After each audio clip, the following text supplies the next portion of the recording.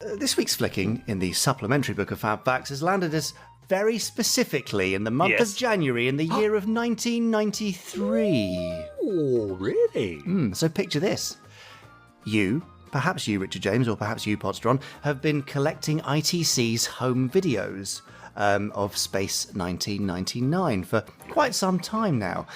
You are really hoping to amass a complete VHS collection of said series. So you pop down to your local WH Smith, sorry, this is very UK specific for non-UK listeners, to pick up the exclusive new release, Space 1999 Volume 9, also known very catchily as ITC 8157. All right. Now, holding this in your hand, you see it's glorious. It includes the episode's missing link and Another Time, Another Place. But wait!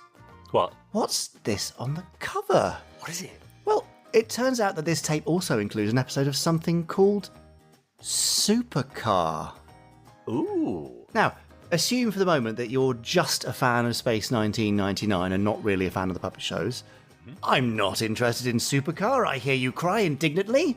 Or perhaps, once you calm down, you might say something like, well, it seems like this Supercar was made by the same bloke who made Space 1999, so I suppose I could give it a watch. Uh-huh. So, you sit down, pop the tape in, enjoy your 2 episodes of Space 1999, and then Supercar comes on. But the episode is one called Flight of Fancy, and it doesn't strike you as a particularly marvellous way to start your viewing experience of this series. There's a dream sequence. It appears to be a kind of random episode from the middle of the show, basically.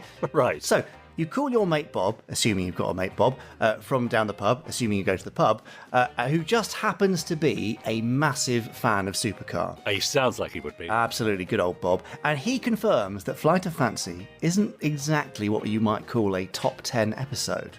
So, I hear you now questioning and asking yourself, why on earth would ITC place a random Supercar episode on a Space 1999 tape? What is going on? What is going on? What is happening?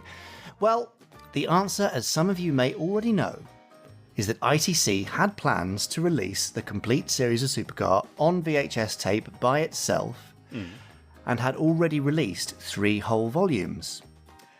But sadly, the sales numbers were lower than predicted, so rather than finish out the run, ITC execs opted to experiment with releasing Supercar as a, what you might call, bonus feature on the Space 1999 tapes.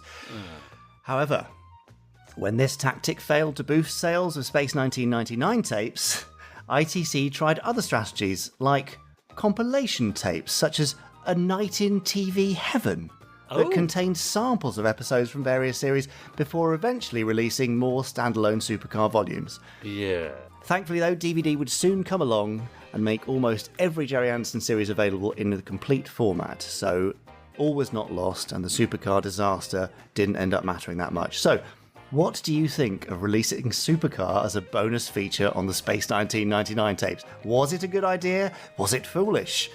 Was it just a bit weird? Do email us at podcast@gerryanderson.com if you were the owner of ITC 8157, and if indeed you did think, what on earth is this strange puppet show? I think it's a bit of a strange thing to do, isn't it? Don't you, I would have been a bit nonplussed by that. I didn't want, I bought a Space 1999 video. Yes, exactly. Why, whatever it is, what is this doing on my video? I know, it's very strange, but it's not like it was replacing an episode of Space 1999. It was just here's another thing you might like. And actually, it very much reminds me of the Gerry Anderson podcast, where you might be most interested in Space 1999 or Thunderbirds, but then you'll hear a FAB fact about Supercar, and at the end in the randomizer, you might sit through an episode of Torchy with Chris. Okay, yeah, okay. You know what I mean? No, So I see what you mean, I think the cross-pollination was quite a good idea, but probably not putting a Super Marination episode on a live-action tape. Yeah. That feels weird. Like, yes, put on UFO, or put an extended teaser on for Doppelganger or something. Yes. I think a trailer would have been the way to go. Even the Super Marination stuff I could have handled as a trailer at the end of the 2 episodes. Yes, well, they did. They did have that really lovely Parker narrated ITC trailer from the worlds of Gerry Henderson, or whatever Parker said, which they kind of used to cross-promote things. But yeah, odd idea. Yeah. Good idea, maybe, but poorly executed, perhaps.